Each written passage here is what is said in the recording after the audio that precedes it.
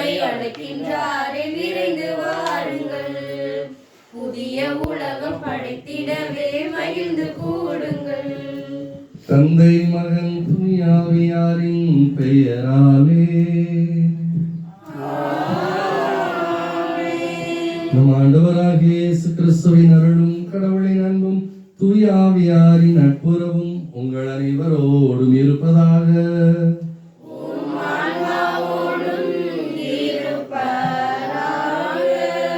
இயேசு கிறிஸ்துவில் பிரியமான சகோதர சகோதரர்களே, நம் ஆண்டவர் இயேசு ஒவ்வொரு நாளும் நமது பாதுகாவலர் கோடி அற்புதர் வழியாகவும் நம் தாய் அமலபுற்பவ அன்னையின் வழியாகவும் நமக்கு செய்தோர் அனைத்து நன்மைகளையும் நினைவு கூர்ந்து நம் ஆண்டவருக்கு நன்றி செலுத்துகிறோம். தொடர்ந்து ஆண்டவர் நம்மையும் நம் குடும்பங்களையும் நிறைவாக ஆசீர்வதிக்க இந்த திருப்பலியிலே நாம் பக்தியோடு கொண்டாடுவோம். நமது இடைக்காலிலே வாழ்கிற எல்லா மக்களையும் ஆண்டவர் ஆசீர்வதிக்க நமது ஆலய பணி தொடர்ந்து நடக்க பக்தியோடு கொண்டாடுவோம்.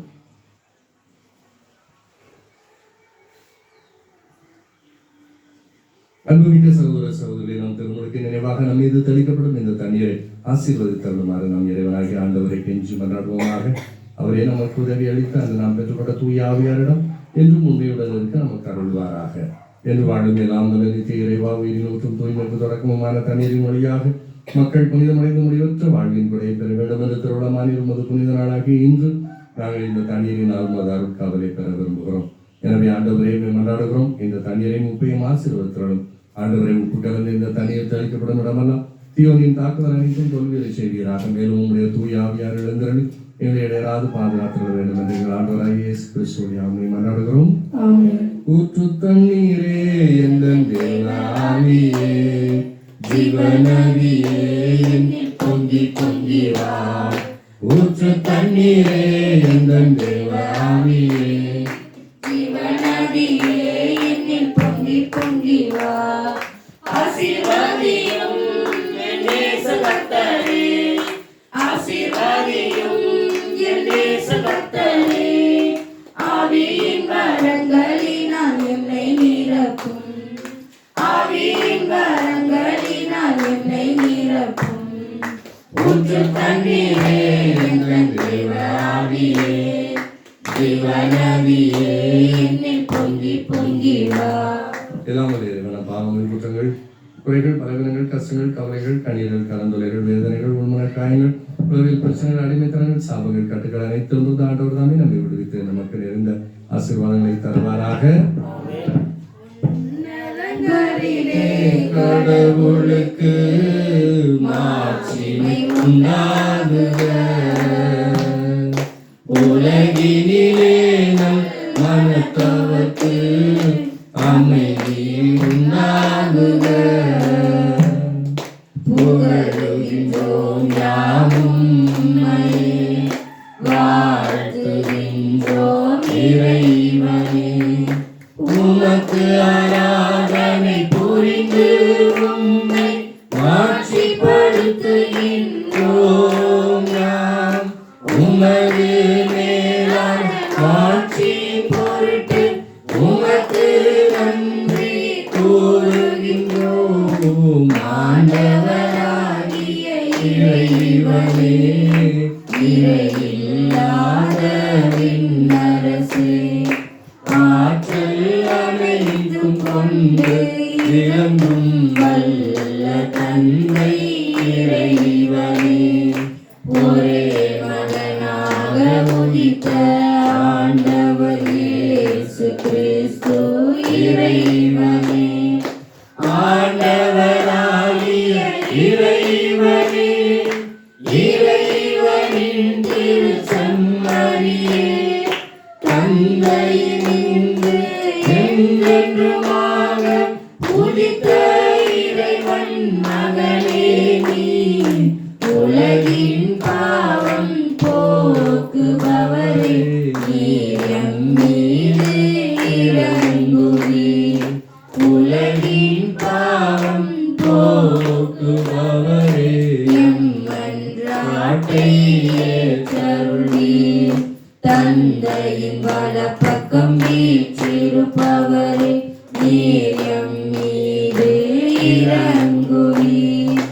ஏனெனில் இயேசு கிறிஸ்துவே, நீர் ஒருவரே தூயவர், நீர் ஒருவரே ஆண்டவர், நீர் ஒருவரே உன்னதர். தூய ஆவியாரோடு தந்தை இறைவனின் ஆட்சியில் இருப்பவர் நீரே.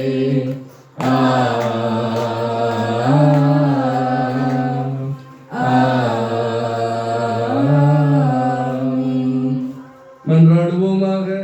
என்றும் உள்ள இல்லாமல் இறைவா, யோர்தான் நாட்டில் திருமுழுக்கு பெற்ற கிறிஸ்துவின் மீது தூயாவி இறங்கி வர அவரையும் அன்பார்ந்த மைந்தர் என சிறந்த முறையில் அறிக்கையிட்டீரே. தண்ணீராலும் தூயாவியாராலும் புதுப்பிறப்படைந்துள்ள மக்களை உமக்கு சொந்தமாக்கி கொண்டனே. அவர்கள் உமக்கு ஏற்புடையவர்களாக என்றும் நிலைத்திருக்க செய்தரலும் எங்கள் ஆண்டவராகிய இயேசு கிறிஸ்து வழியாகவும் மன்றாடுகின்றோம்.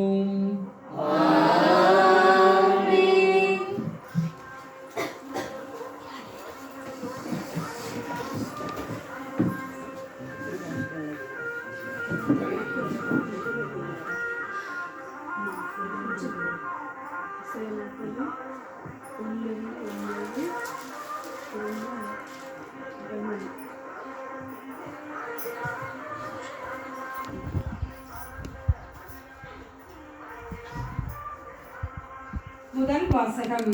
எசாயா நூலிலிருந்து வாசகம். அதிகாரம் 40, திருவசனங்கள் 1 முதல் 1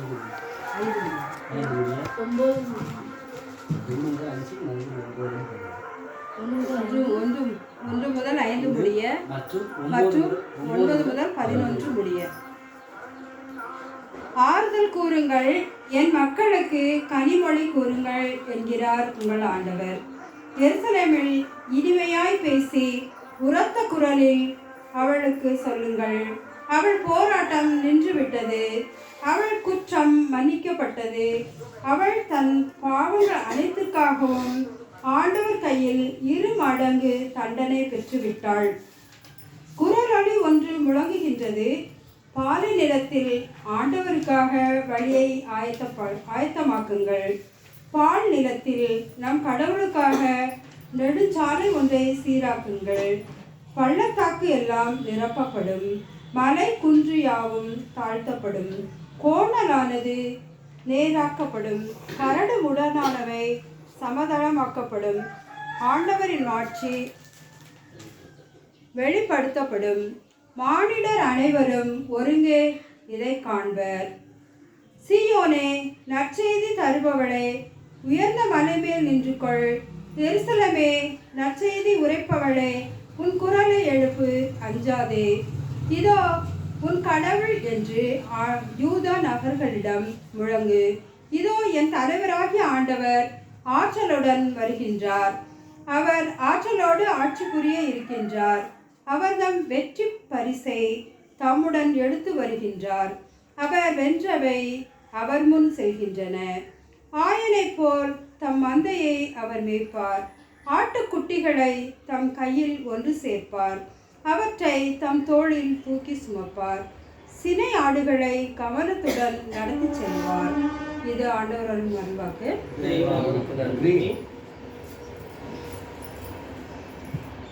இயேசுவே, உந்தன் வார்த்தையால் வாழ்வு வளம் பெறுமே.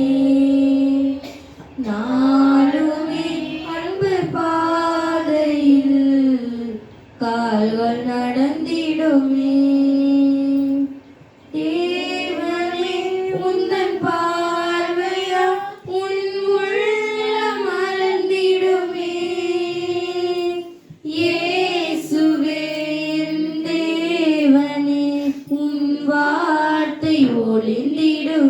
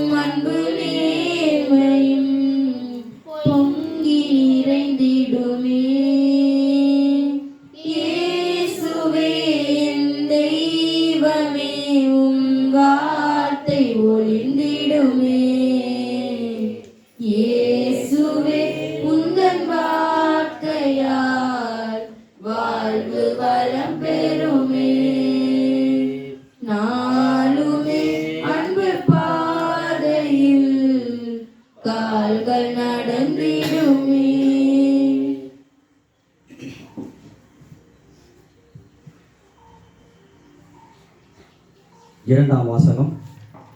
தீத்து திருமுகத்திலிருந்து வாசகம். அதிகாரம் 2, இறை வார்த்தைகள் 11 மற்றும் 14, 3, 4 முதல் 7 முடிய. ஏனெனில் மனிதர் அனைவருக்கும் மீட்பராம் கடவுளின் அருள் வெளிப்பட்டுள்ளது. நாம் இறை பற்றின்மையையும் உலகு சார்ந்த தீய நாட்டங்களையும் மறுத்து கட்டுப்பாட்டுடனும் நேர்மையுடனும் இறை பற்றுடனும் இம்மையில் வாழ இவ்வருளால் பயிற்சி பெறுகிறோம். மகிழ்ச்சியோடு எதிர்நோக்கியிருப்பது நிறைவேறும் என காத்திருக்கிறோம். நம் பெருமை மிக்க கடவுளும் மீட்பருமாகிய இயேசு கிறிஸ்துவின் மாட்சி வெளிப்படப் போகிறது. அவர்கள் நம்மை எல்லாம் நெறிகேடிலிருந்தும் மீட்டு நற்செயல்களில் ஆர்வமுள்ள தமக்குரிய மக்களாக தூய்மைப்படுத்த தன்மையே ஒப்படைத்தார்.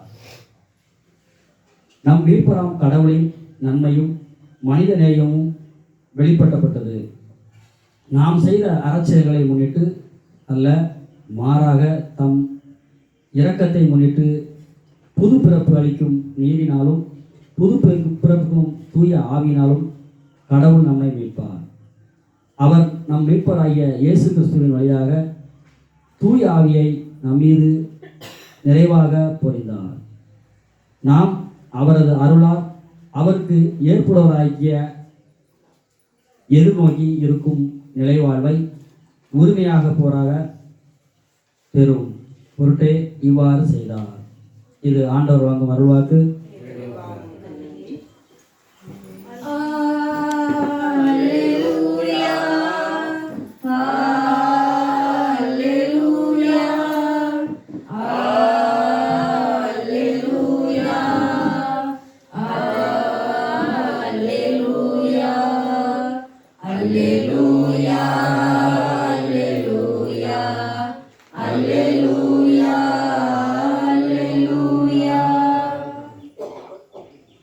வார்த்தை மனு உருவானார், நம்முடைய குடிகொண்டார்.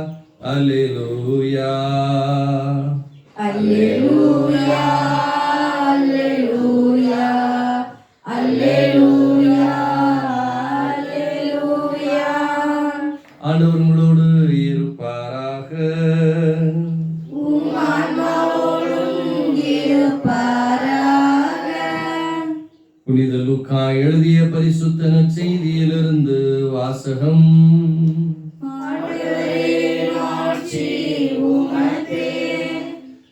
புனித லூக்கா எழுதிய பரிசுத்த நற்செய்தி அதிகாரம் 3, இறைவசனங்கள் 1 முதல் 5 தொடர்ந்து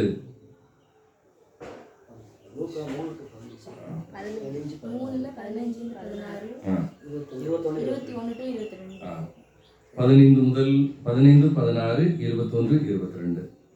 அக்காலத்தில் மக்கள் மீட்பரை எதிர்பார்த்து கொண்டிருந்தார்கள். ஒருவேளை யோவான் மெசியாவாக இருப்பாரோ என்று எல்லாரும் தங்களுக்குள் எண்ணிக்கொண்டிருந்தார்கள். யோவான் அவர்கள் அனைவரையும் பார்த்து, நான் தண்ணீரால் உங்களுக்கு திருமுழுக்கு கொடுக்கிறேன், ஆனால் என்னை விட வலிமை மிக்க ஒருவர் வருகிறார், அவருடைய மிதியடிவாரை அவிழ்க்க எனக்கு தகுதி இல்லை. அவர் தூய ஆவி என்னும் நெருப்பால் உங்களுக்கு திருமுழுக்கு கொடுப்பார். மக்கள் எல்லோரும் திருமுழுக்கு பெறும் வேளையில் இயேசுவும் திருமுழுக்கு பெற்று இறைவனிடம் வேண்டிக் கொண்டிருந்த போது வானம் திறந்தது, தூயாவி புறாவடிவில் தோன்றி அவர் மீது இறங்கியது. அப்பொழுது என் அன்பார்ந்த மகன் நீயே, உன் பொருட்டு நான் குறிப்படைகிறேன் என்று வானத்திலிருந்து ஒரு குரல் ஒலித்தது. ஆண்டவரின் அருள்வாக்கு.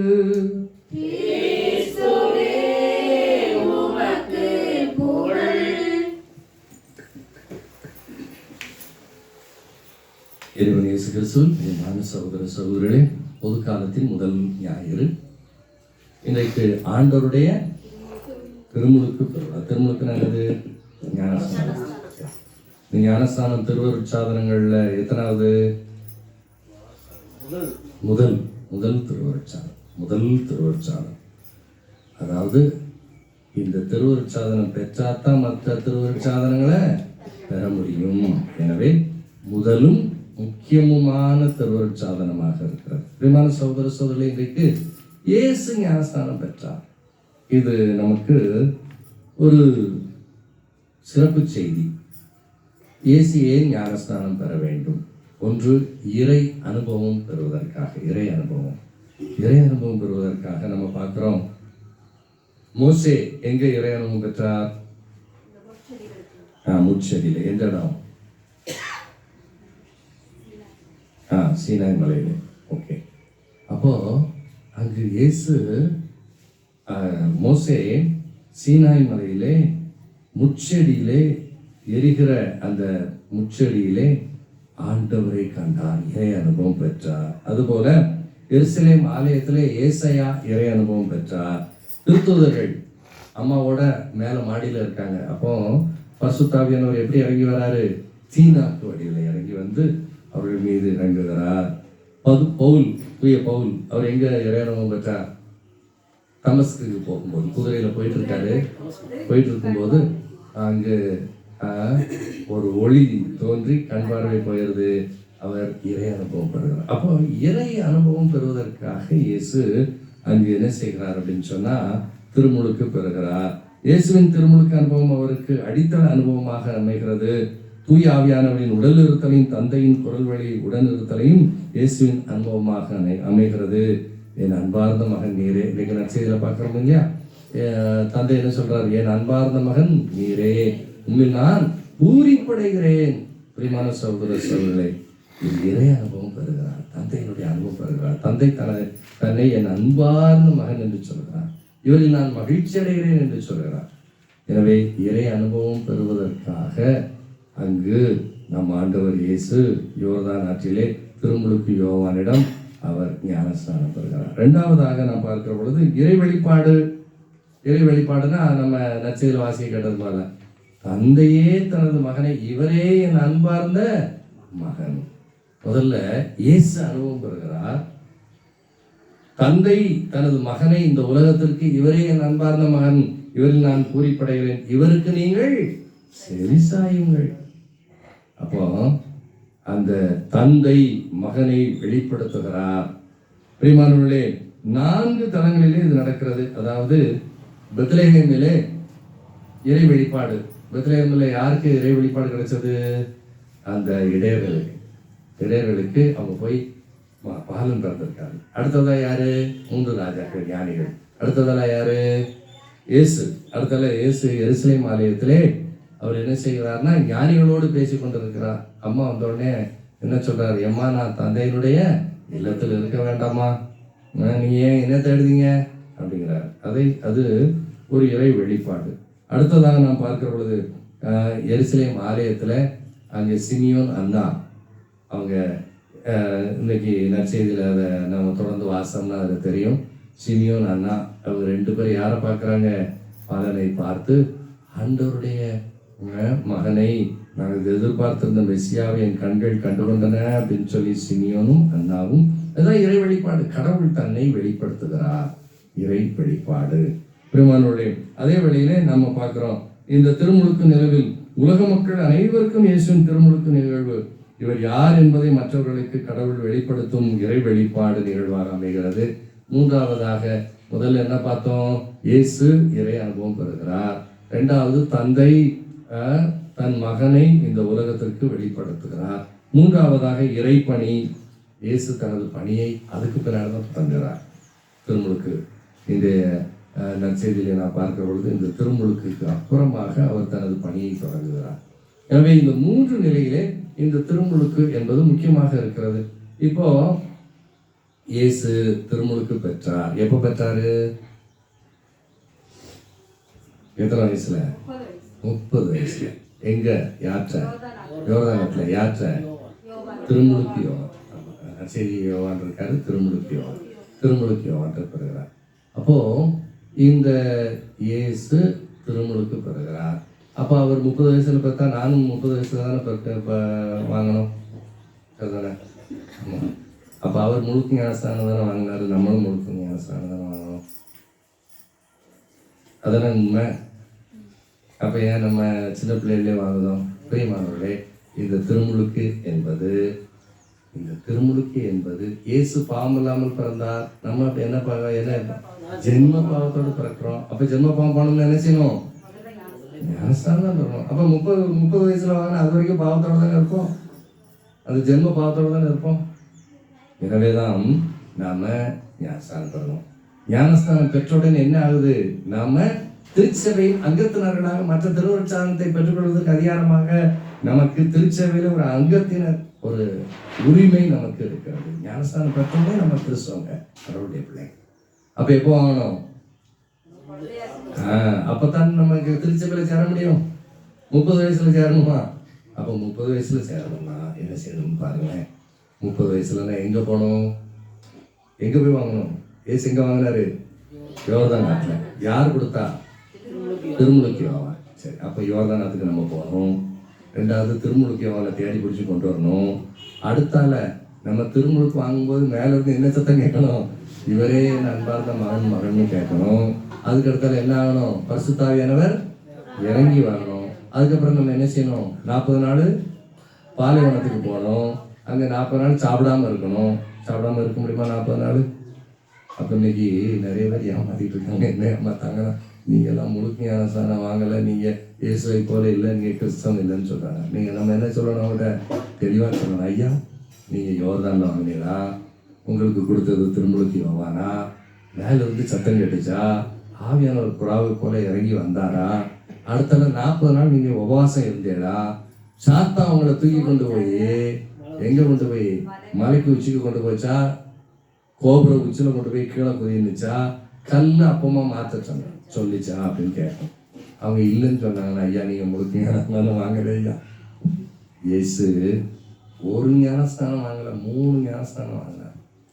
என்னாச்சு? 8ஆம் நாளில் அவர் கூட்டி கொண்டு போய் ஆலயத்தில் கொண்டே கொடுத்து 2 புறா கொடுத்து விருத்த சேதனம் செய்து அவருக்கு என்ன கொடுத்தாங்க? இயேசு என்று பேரிட்டாங்க. அப்பவே வாங்கிட்டார. 8ஆம் நாள் வாங்கியிருக்காருல்ல. அப்போ பிறகு என்ன, நீங்க 8ஆம் நாள் வாங்கியிருக்கியா, நீன்னு வாங்கணுங்க. அப்புறம் இயேசு சொல்றாரு, நான் பெற வேண்டிய திருமுழுக்கு ஒன்று உண்டு. இயேசுவே சொல்றாரு, நான் பெற வேண்டிய திருமுழுக்கு ஒன்று உண்டு. அது எதான்? அவரது சாவு. அப்போ அந்த முழுக்க ஞானஸ்தானம் வாங்கினவங்க எல்லாம் என்ன செய்யணும்? இயேசுக்காக சாகணும். சாவங்க அன்னைக்கு அறுவாலை கொண்டு போய் கிறிஸ்தவனை வெட்டி விடுவோம்னா, ஐயோ நான் கிறிஸ்தவனில் என் பேர் கந்தசாமி கருப்பசாமி ஓடிடுறோம். பிரிமானோட இன்றைக்கு நம்மளை பல பேர் திசை திருப்புகிறார்கள். நாம் நன்றாக தெரிந்து கொள்ள வேண்டும். எனவே இயேசு பெற்றுக்கொண்ட திருமுழுக்கு அவர் 3 திருமுழுக்கு. 1 சட்டப்படி இயேசு என்று பெயரிடுவீர். யாருக்கு சொன்னாங்க? அம்மாட்ட. ஒரு மகனை பெற்றெடுப்பி அவருக்கு இயேசு என்று பெயரிடுவீர். மாதா செஞ்சாங்களா இல்லையா? சூசியபுரம் செஞ்சாங்களா இல்லையா? கோயில் கொண்டு போய் 2 மாடப்புறாவை கொடுத்து விருத்த சேதனை செய்து அவருக்கு இயேசு என்று பெயரிட்டாங்க. யூத மரபுப்படி அப்பாவும் அம்மாவும் கரெக்டா செய்யறாங்க, சட்டத்தை கடைபிடிக்கிறாங்க. அப்படியே கோயில கொண்டே கொடுத்துருந்தாங்க. முதல் பிள்ளை யாருக்கு? கோயிலுக்கு, ஆண்டவருக்கு சொந்தம். அப்போ அந்த முழுக்க ஞானஸ்தானம் வாங்குறவங்க பிள்ளைய கொண்டே கோயிலில் விட்டுருந்தாங்களா? அப்போ நீ கேட்கணும், உங்க பிள்ளைய நீ கோயிலில் விட்டுருக்கலா அப்படின்னு கேட்கணும். இல்லை அப்படின்னா முதல் பையன் யாரு? அப்போ முதல்ல எங்களுக்கு பொண்ணு தான். அப்போ முதல் பையன் யாரு? 3வது தான் எங்களுக்கு பையன். 3வது பையனை கோயிலில் விட்டுருக்கலா, உங்கள் வீட்டில் விட்டுருக்கலான்னு கேட்கணும். கோயில் நாங்கள் எங்கள் வீட்டில் தான் விட்டுருக்கோம்னா, அப்போ நீங்கள் முழுக்க ஞானஸ்தானம் வாங்கி என்னையா பிரயோஜனம் அப்படின்னு நம்ம கேட்கணும். பிரியமானவர்களே, இன்றைய நாளிலே அங்கு நாம் பார்க்கிற பொழுது இயேசு அங்கே என்ன செய்யறார் அப்படின்னா, அங்கே கொண்டு போய் கோயிலில் விட்டு வெளியே வரும்போது யார் பார்க்குறா? சிமியோன் அண்ணா. நீ இன்னைக்கு இன்னைக்கு நற்செய்தி வாசகத்தை தொடக்கத்தை 3வது அதிகாரத்தை நல்லா வாசித்து பாருங்க, நல்லா புரியும் நமக்கு.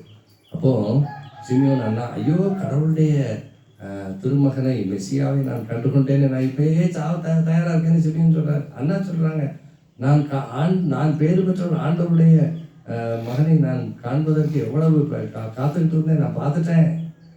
பிரியமானவர்களே, அப்போ இந்த இயேசு முதல்ல ஒரு திருமுழுக்கு பெற்றிருக்கிறார், அடுத்தால ஒரு திருமுழுக்கு பெற்றாரே, அது எதுக்காக அப்படின்னு சொன்னா, இயேசு பெற்றுக்கொண்ட அந்த திருமுழுக்கு எதற்காக என்று சொன்னால், அவர் நம்ம எல்லாத்துக்குமாக அவர் பெற்றுக்கொண்டார். யாருக்காக? நமக்காக. அவர் மனிதராக எதுக்கு பிறந்தாரு? நம்ம பாவங்களை போக்குறதுக்காக வந்தாரு. அப்ப நானும் மனிதன் தான், இந்த மனிதர்கள் எல்லாம் பெற வேண்டிய திருமுழுக்கு நானும் பெற்றுக்கொள்கிறேன் அப்படின்னு சொல்லி அந்த திருமுழுக்கு பெற்றுக்கொண்டார். அப்போ அந்த திருமுழுக்கு பெற்றுக்கொள்கிற பொழுது அங்கே என்ன நடந்தது என்று சொன்னால், திருமுழுக்கு யோவான் பரிசுத்தாவி இறங்கி வருவதை பார்த்தார். யார் உன்னிடம் வருவாரோ, அவர் மீது பரிசுத்தாவியானவர் இறங்குவாரோ, அவர் தான் யாரு? மெசியான்னு சொல்லி வச்சிருந்தார். அவர் வரும்போதே இவர் என்ன சொல்லிட்டாரு? இதோ இறைவனின் செம்மறி, இறைவனின் ஆட்டுக்குட்டி, இந்த வாராரு பாருங்க அப்படின்னு சொன்னாரு. நானே உங்கள்கிட்ட வாங்குறதுக்கு நீதியாட்ட வாங்கலாமான்னு கேட்குறேன். அப்போ இயேசு என்ன சொல்றாரு? என்னுடைய பணி தொடக்கம் அப்படின்னு சொல்லும்போது அவர் உடனே கொடுத்திருந்தாரு.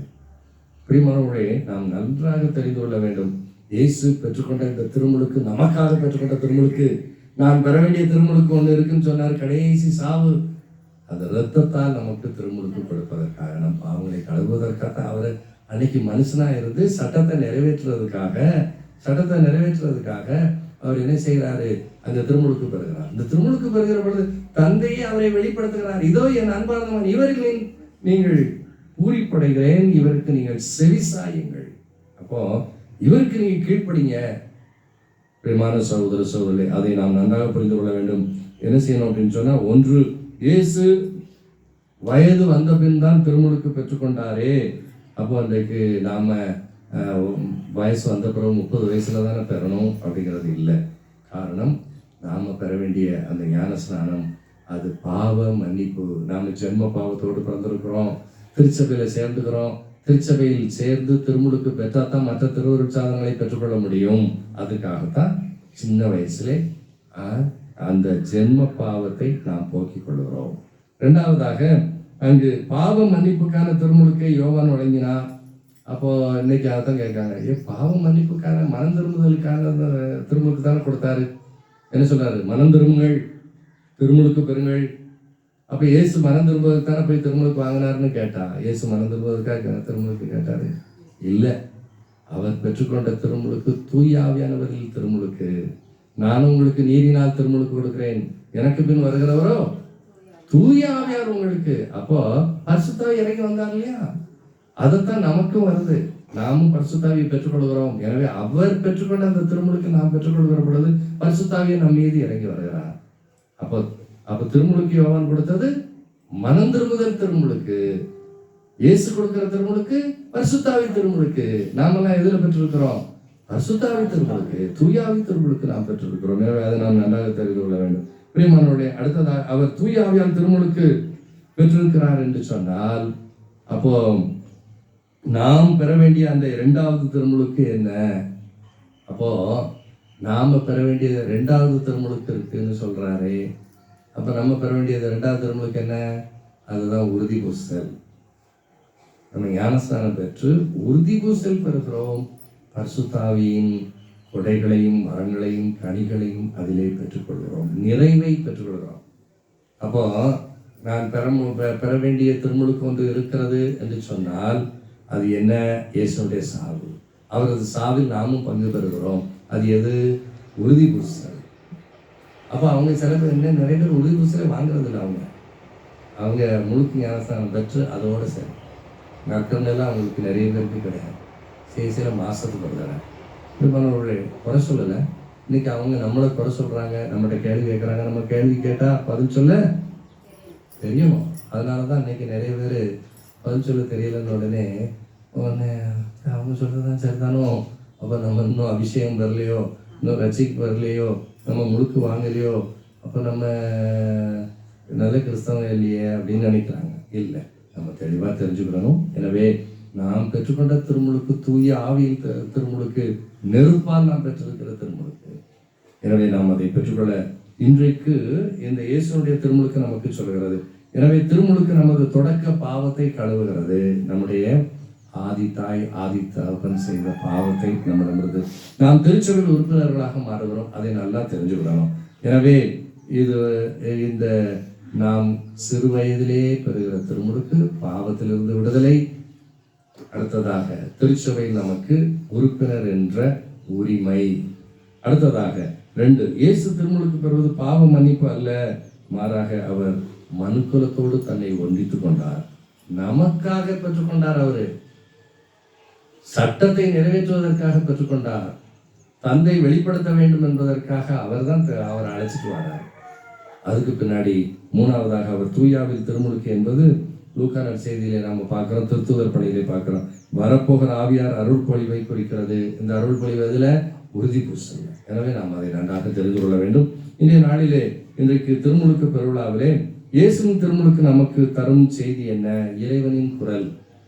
தந்தை இவரே என் அன்பார்ந்த மகன் என்று சொன்னார். இன்றைக்கு அந்த இயேசுடைய திருமுழுக்கு நம்ம என்ன சொல்லுது? நாம் கடவுளுடைய அன்பார்ந்த மகளாக வாழ வேண்டும் என்பதை நமக்கு அழைப்பு கொடுக்கிறது. எனவே இயேசுவின் திருமுழுக்கு 3 குரல்கள். இயேசுடைய திருமுழுக்குல 3 குரல் கேட்டது. யார் குரல்லாம் கேட்டுச்சு? இயேசு யோர்தான்ல திருமுழுக்கு வாங்கும்போது யார் குரல்லாம் கேட்டுச்சு? தந்தையோட குரல். பரிசுத்தாவி புறாவை போல இறங்கி வந்தாரு. வேற மக்கள் ஒவ்வொருத்தரா வந்து கேட்குறாங்க இல்லையா, நாங்கள் மனம் திரும்பினா என்ன செய்யணும் அப்படின்னு கேட்குறாங்க. அப்போதான் ஒவ்வொன்றா சொல்கிறார். இவர் மக்களுக்கு சொல்கிறாரு, வரி தண்டுகிறவர்களுக்கு சொல்கிறாரு, படை வீரர்களுக்கு சொல்கிறார். யார்? திருமுழுக்கு யோவான் சொல்கிறார். மக்களுக்கு என்ன சொல்கிறாரு? பாவத்தை விட்டு விடுங்கன்னு சொல்கிறார். அப்புறம் படை வீரர்களுக்கு என்ன சொல்கிறார்? யாரையும் பயனாட்டாதீங்க, அடுத்தவங்க மீது பொய் வழக்கு போடாதீங்கிறார். வரி தண்டுகிறவர்களுக்கு அதிகமாக நீங்கள் அதை வாசித்து பாருங்க, நல்லா புரிஞ்சிடும். என்ன அதிகமாக அவங்க மேலே நிறைய சுமையை சுமத்தி நிறைய வட்டி வாங்காதீங்க அப்படின்னு சொல்கிறார்.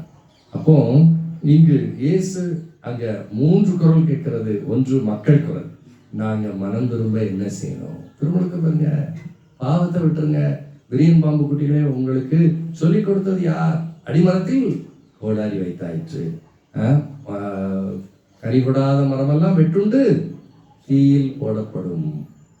திருமானோடைய இந்த நாளிலே முதல்ல மக்கள் குரல் கேட்கறது நாங்கள் என்ன செய்யணும்?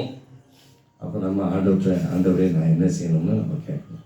2வதாக யாருடைய குரல்? திருமுழுக்கு யோவான், மனம் மாறுங்கள், திருமுழுக்கு பெறுங்கள். அவர் குரல் கேட்குது இல்லையா? அவர் தானே சொல்றாரு, இதோ இறைவனின் செம்மறி, இதோ இறைவனின் ஆட்டுக்குட்டி. அவர் தானே பேசுறாரு நிறையா.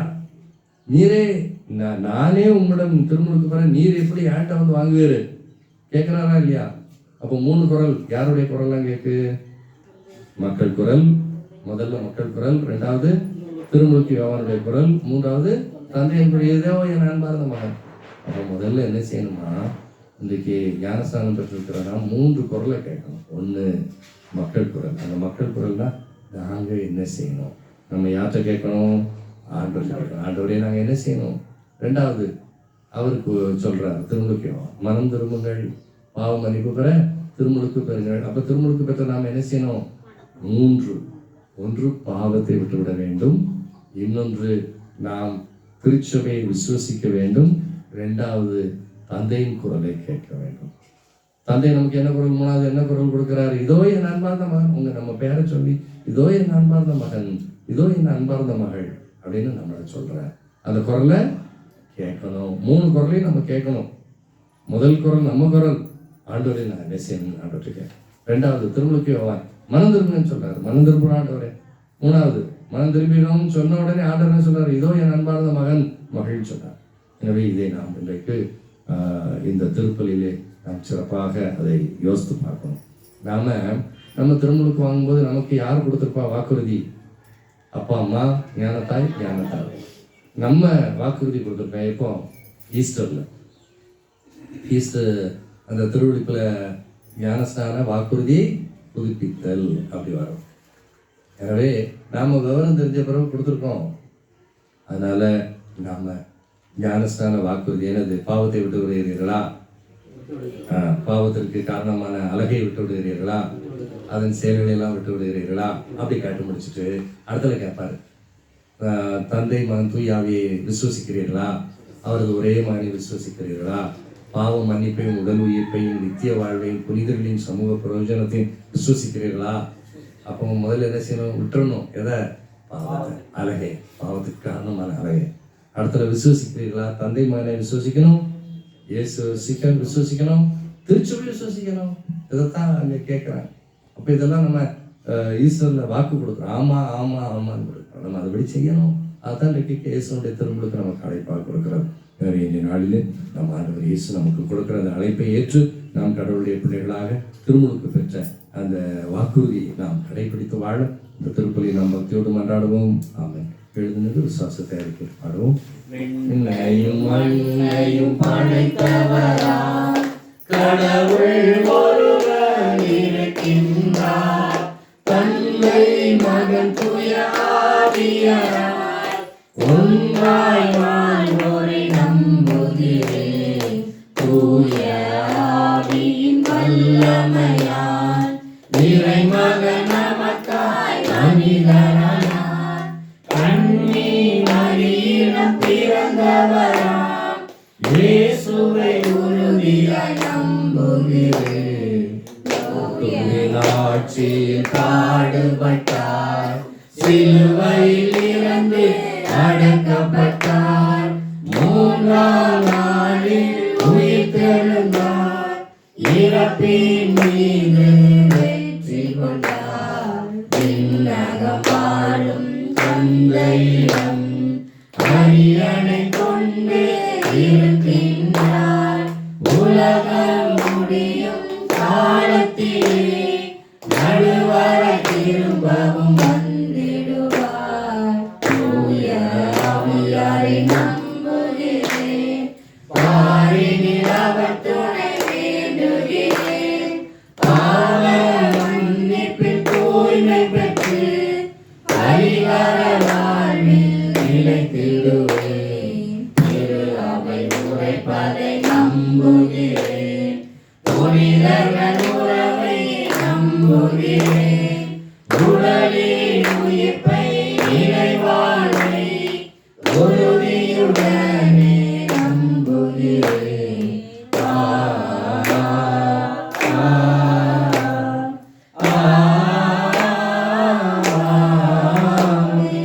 அன்புமிக்க சகோதர சகோதரர்களே, நம் ஆண்டவர் இயேசுடைய திருமுழுக்கு பெருவிழாவிலே நாம் பெற்றுக்கொண்ட அந்த திருமுழுக்கின் உறுதி பூசலின் முழு நிறைவை நாம் பெற்றுக்கொண்டு அதன்படி வாழ வேண்டிய அருள் வரங்களை நமது மன்றாட்டுகளாக இறைவனிடம் எழுப்புவோம்.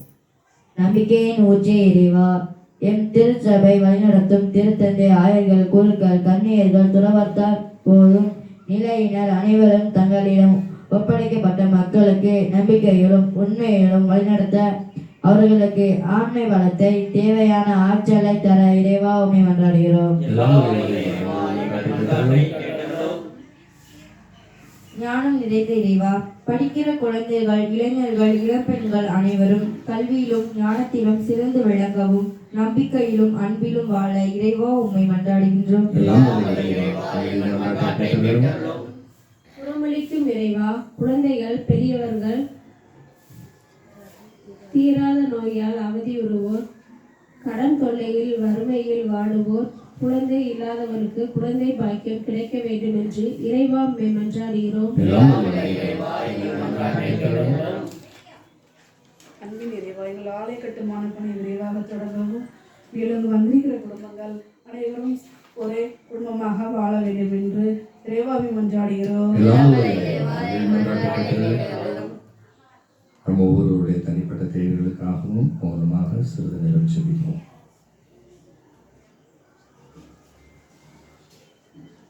ஆண்டவரே, நாங்கள் அனைவரும் விசுவாசத்தோடு உமது திருப்பாதம் சமர்ப்பித்த எங்களது மன்றாட்டுகளை நீர் தயவாய் கேட்டு நீரே என் அன்பார்ந்த மகன் மகள் என்று எங்களை ஏற்றுக்கொண்டு எங்களை ஆசீர்வதிக்க வேண்டும் என்று தூய ஆவியார் வழிநடத்த வேண்டும் என்று எங்கள் ஆண்டவரும் ரட்சகரும் மீட்பருமான இயேசு கிறிஸ்துவின் தந்தையுமை மன்றாடுகிறோம். ஆமென்.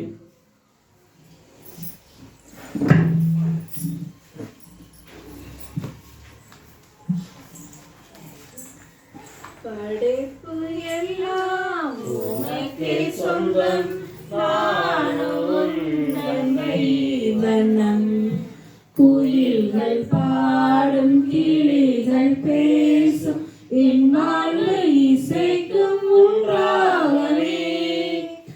குயில்கள் பாடும், கிளிகள் பேசும், இந்நாளை இசைக்கும் ஒன்றாகவே.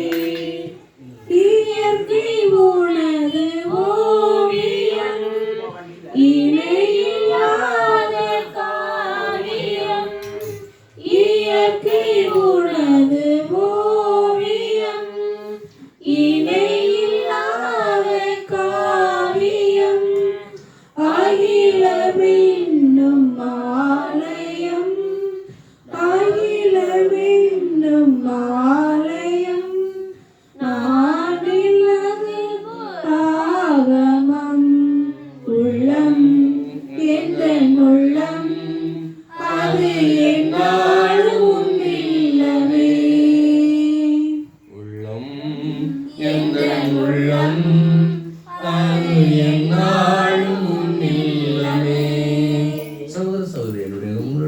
பலி நாம இறைவனாகிய தந்தைக்கு ஏற்றதாகும்படி மன்றாடுங்கள்.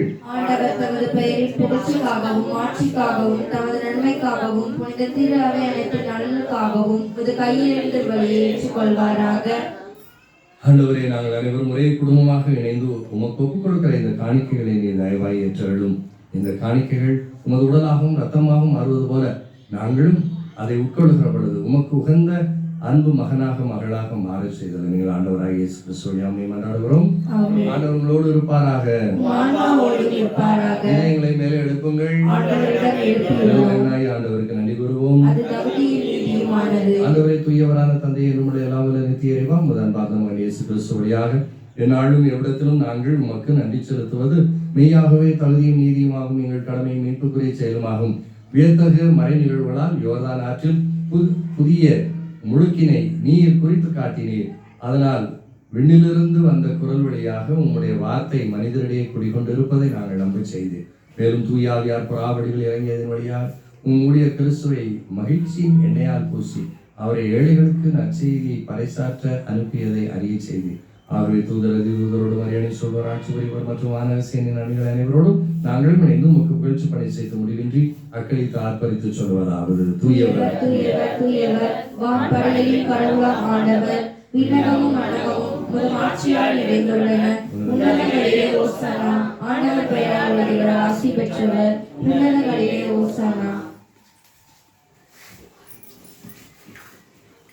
ஆண்டவரே, நீர் மெய்யாகவே தூயவர் தூய் நினைத்திருக்கும் முற்று ஆகவே உடைய தூயாவியை பொழிந்து காணிக்கைகளை தூய்மைப்படுத்த வேண்டும் என்று தாழ்மையோடு மன்றாடுகிறோம். இவ்வாறு எங்கள் ஆண்டவர் இயேசு கிறிஸ்துவின் திருவுடலும் திரு ரத்தமுமாக எங்களுக்கு இவை மாறுவனவாக அவர் பணித்தவாறே திருப்பலியை நிறைவேற்றுகின்றோம். அவர் பாடுபட மனமுந்து தம்மை கையளித்த போது அப்பத்தை எடுத்து உமக்கு நன்றி செலுத்தி அதை பிட்டு தம் சீடர்களுக்கு அளித்து அவர் கூறியதாவது, அனைவரும் இதிலிருந்து பெற்றுக் கொள்ளுங்கள், ஏனெனில் இது உங்களுக்காக கையளிக்கப்படும் என் உடல். ஆராதிக்கின்றோம், நாங்கள் ஆராதிக்கின்றோம், இயேசுவின் திருவுடலை ஆராதிக்கின்றோம்.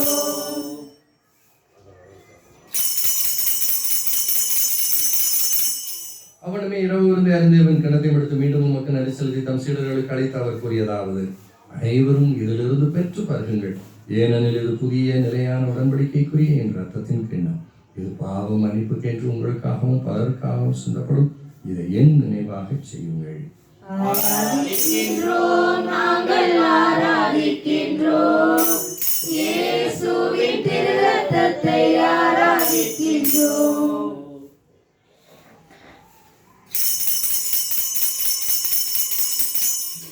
நம்பிக்கையின் மறைபொருள். ஆண்டவரே, நீர் வருமளவும் ஒரு இறப்பினை அறிக்கையிடுகின்றோம், ஒரு உயிர்ப்பினையும் எடுத்துரைக்கின்றோம். ஆகவே ஆண்டவரே, நாங்கள் கிறிஸ்துவின் இறப்பினையும் உயிர்ப்பினையும் நினைவு வாழ்வு தரும் அப்பத்தை மீட்பளிக்கும் இடத்தை உமக்கு ஒப்புக் கொடுக்கிறோம். உமது திருமணம் என்று ஊழியம் புரிய தகுந்தவர்களை எங்களை ஏற்றுக்கொண்டீர். எனவே உமக்கு நன்றி செலுத்துகிறோம். மேலும் கிறிஸ்துவின் உடலிலும் ரத்தத்திலும் பங்குகளும் எங்களை தூயாவியார் ஒன்று சேர்க்க வேண்டுமென உம்மை தாழ்மையோடு மன்றாடுகிறோம். ஆண்டவரே, உலகம் எங்கும் பரவி இருக்கும் உமது திரு அவையை நினைவு கூர்ந்தருளும். எங்கள் திருத்தந்தை பிரான்சிஸ், எங்கள் ஆயிரங்கணி சாமி, எல்லா திருநிலையினராகிய அனைவரோடும் உமது திரு அவை அன்பில் நிறைவு பெற செய்தருளும். மேலும் உயிர்த்தலும் எதிர்நோக்குடன் தொழில் கொள்ளும் எங்கள் சகோதர சகோதரிகளையும் இறந்தோர் அனைவரையும் நினைவுகூர்ந்து ஒளிமிக்கும் அது திருமணம் ஏற்றுக்கொள்ளும். எங்கள் அனைவர் மீது மறக்கமாயிரும். கடவுளின் கனி தாயான புனித மரியாளுடைய கணவரான புனித சுசேப்பர், எங்கள் பங்கின் பாதுகாவலரான கோடி அற்புத புனித அந்தோனியார், எங்கள் இடைக்கால் பாதுகாவலியான புனித அமல உற்பவ அன்னை மற்றும் புனிதர் அனைவரோடும் நாங்கள் நிறைவாழ்வில் தொடர்ந்து கொள்ளும் திருமணம் இயேசு கிறிஸ்துவியார் உம்மை புகழ்ந்தேத்து மரமர்களும் உம்மை தாழ்மையோடு மன்றாடுகிறோம்.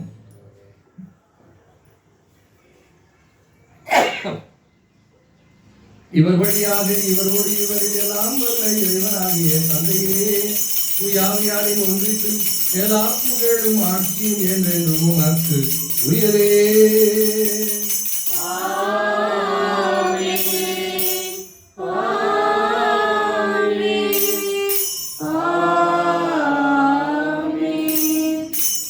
நம் ஆண்டவர் இயேசு தந்தையை நோக்கி அப்பா என்று அழைக்க நமக்கு கற்றுக் கொடுத்திருக்கிறார். விசுவாசத்தோடு ஜெபிப்போம்.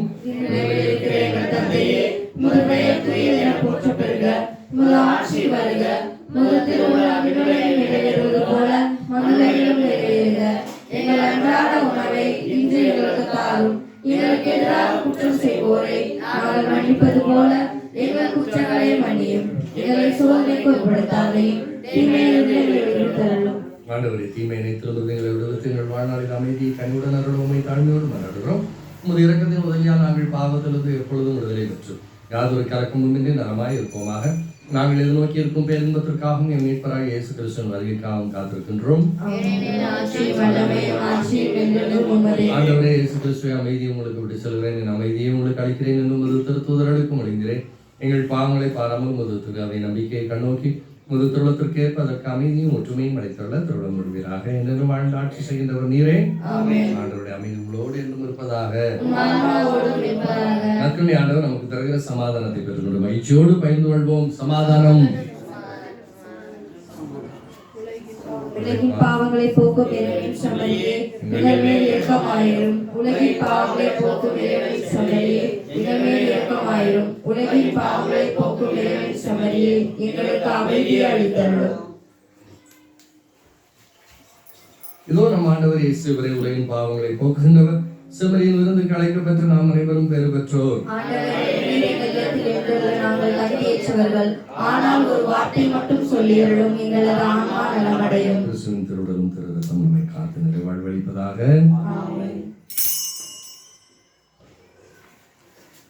செந்தமிழில் உந்தன் புகழ் எழுதி நான் பாடிடுவேன் இறைவா.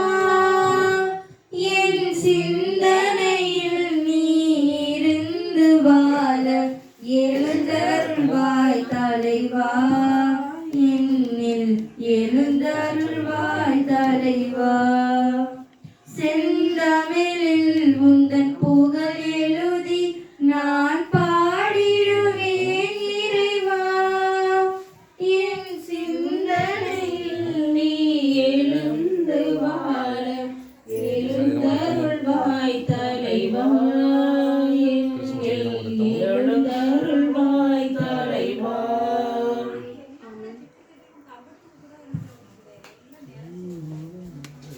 உன்னுடல் உயிர்த்ததும் வல்லமையால் உலகினர் உயிர்ப்பதும் வல்லமையால்.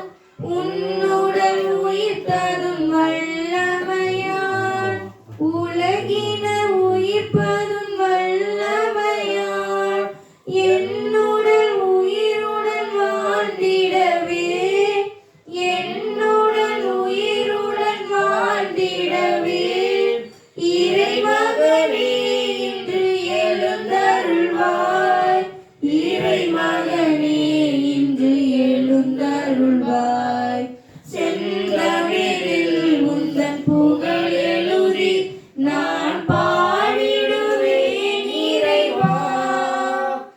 என் சிந்தனையில் நீ இருந்து வாழ எழுந்தருள்வாய் தலைவா. என்னில் எழுந்தருள்வாய் தலைவா. மன்றாடுவோமாக. ஆண்டவரே, பல்வேறு உதவிகளினால் வழிபடுத்தப்படும் உமது மக்கள் கூட்டம் உமது பரிவரக்கத்தின் உதவிகளை ஒவ்வொரு நாளும் பெற்றுக்கொண்டு ஞான ஸ்நான அருளை புதுப்பித்துக் கொள்வதாக. எங்கள் ஆண்டவராகிய இயேசு கிறிஸ்து வழியாக உம்மை மன்றாடுகின்றோம். ஆண்டவர் உங்களோடு இருப்பாராக.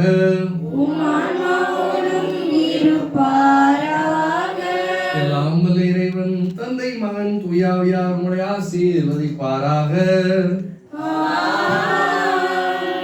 சென்று வாருங்கள், திருப்பலி நிறைவேறிற்று.